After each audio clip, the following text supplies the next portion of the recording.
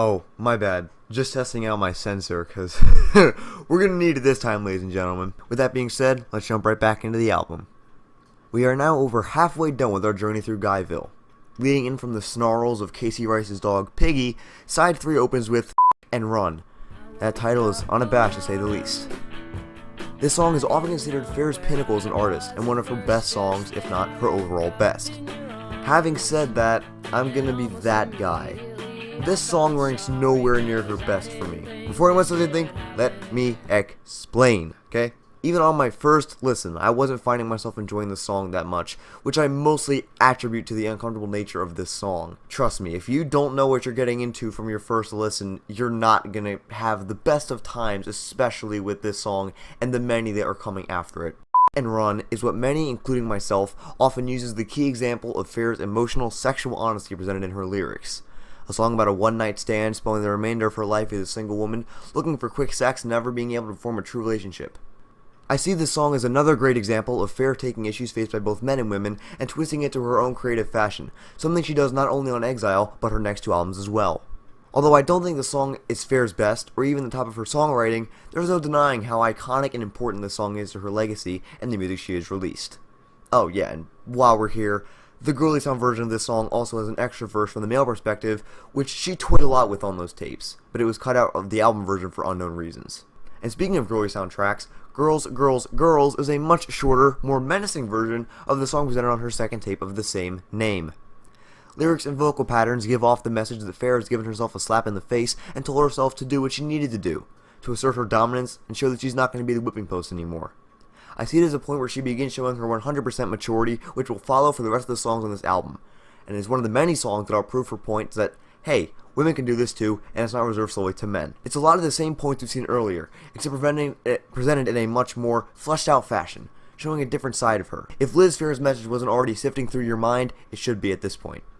Okay, from this point on, it's fanboy time. The last 7 songs of this album have a perfect sequencing and almost single-handedly cement this album as my favorite of all time. I've got tracks that I love and like on the first 2 sides of the album, but sides 3 and 4 have a nearly perfect run in the sense that the album's concepts, Phair's messages, and the characters we've become so emotionally invested in come full circle. Don't worry, hopefully you'll see what I mean in a bit. Now, my friends, it is time to cover my favorite song on the entire album. Once again, another girly sound song reformed for Exile In Guyville. Divorce Song is what I consider the peak of Liz Phair's abilities as a musician and a songwriter. Familiar imagery of the silent yet tense road trip, culminating in a stop at a motel, opens the song, in which our female protagonist asks for a separate room from her husband. She starts blaming herself for small things, losing the map, stealing her husband's lighter, but then the tone shifts when she begins to accept the insults that her partner throws at her, putting herself in doubt and thinking that everything that he says is automatically true. However, beyond all of it, beyond all the BS, she makes it apparent that the two do care for each other, even slightly, and that if they had both known what the things they say would have meant to each other, they wouldn't have said them. She uses these moments to reveal all of the past events that her husband has set her up for, trying to blame her for things that she didn't do or was told to do, seen especially in the lyric.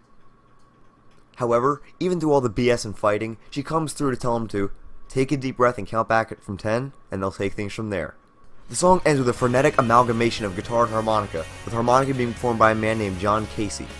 It's such a musical roller coaster in lyrics, vocals, and the music itself. Truly one of her best songs, if not her best, in my opinion.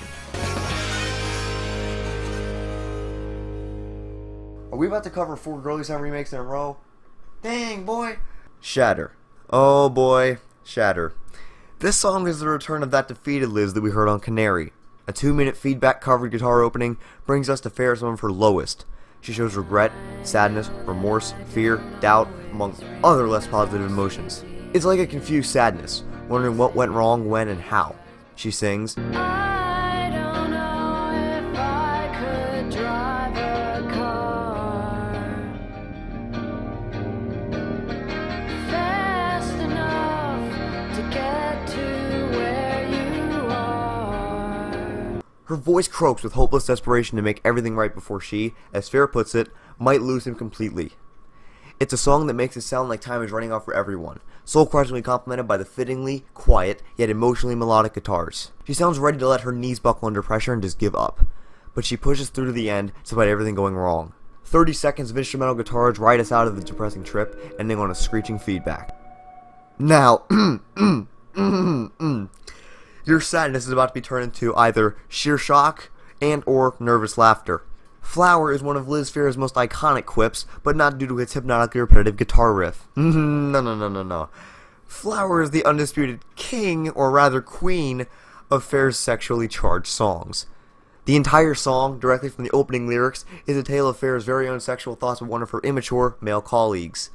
The song is graphic in description, giving Phair an outlet for her repressed sexual thoughts, which she has been taught to keep to herself, once again following the narrative of things that only men can do without backlash. Contrary to what many would believe, I don't solely hear the song as an interesting song in the way that most men would hear it, wink wink nudge nudge, but I mostly see it as what it exactly intends to be, a playfully honest song about the truths of sex, natural instinct, inside both men and women. Wouldn't you call that a change of pace? Oh, and wouldn't you know, this was also a girly sound song. Moving on from that, Johnny Sunshine breaks up the graphic sexual tension with a loud riffing guitar with lyrics that make almost every song previously irrelevant. Immediately from the first lines, You took the car, it was my favorite one. Little white dog, drove it to Idaho. we can see that we have once again taken a radical shift in tone and subject matter, something that Liz Phair, and especially on Exile in Guyville, are incredible at doing, keeping you on your toes in a way. The Johnny from Dance of the Seven Veils has made his first named return, and he is being painted as an even bigger abusive asshole than he was before. Oh yeah, and did I mention that he's also a psychopath? The cat, put it in the freeze. Dump me a truck with the rest of the cattle feed. Oh, sweet Lord Jesus. Before Johnny escapes, he also locks the female character out of the house, and she is perhaps metaphorically forced to live out of a box, when she then states multiple times that he left her nothing. And it finally hits her that she's been taken advantage of. This section always makes me think that there's a connection to the lyric from Girls, Girls, Girls, where she claims proudly that she takes advantage of every man she meets. And trust me, if I had the mental stamina and the time right now, I'd be going in depth in these connections I've tied, but I'm pretty sure I've already been tinfoil hat conspiracy theorist enough already. Plus, I'm sure this video is getting long enough. I'm almost at, what, 15? Let me just check this right now. I'm almost at 18 minutes on all these videos. Let's just move on, okay? Everything that Phair, or again rather, Phair's character, has built up to has come crashing down at her feet. Immediately afterwards, we hop into Gunshy, a fitting aftermath of the traumatic experiences that she has endured at the hands of Johnny. She reflects the controlled and troubled home life she led with him, sounding once again ready to break at any moment. I also can't help but imagine the callbacks to Canary here. It's very apparent that these two songs are intertwined, same thing with Johnny Sunshine as well. She proclaims marriage for men is as easy as sending $3 to a comic book for a car, house, and wife. She points out that the little things are the only things she'll fight. If Shatter sounded like she was ready to give up, then this is the ultimate culmination of those feelings. Thankfully, for us, Phair, and the character she is controlling, this song mostly spells the end of misfortunes and depressed natures, and the album picked up a much happier note in the final two songs. Stratford-on-Guy, the second and final single from the album, comes to its listeners like a breath of fresh air after the tedium that this album has cast upon them since the beginning. Vivid imagery of travel via airplane fills your mind and ears, making you feel the same sense of relaxation and freedom that is exhibited throughout the song. The song finds itself as sort of a return from an obviously not included time off to collect her thoughts and return as a healthier, more collected person. And finally, we've reached our conclusion. I am so sorry that these videos are so long, kind of repetitive, and admittedly a little off the rails, tinfoil hat-like, and a little closed-minded when it comes to my analyses, but I felt the need to show this album the appreciation that I believe rightfully deserves in the best way that I could. A chiming bright guitar opens Strange Loop, our finale in Guyville, with lyrics that speak of genuine optimism. Baby, I'm tired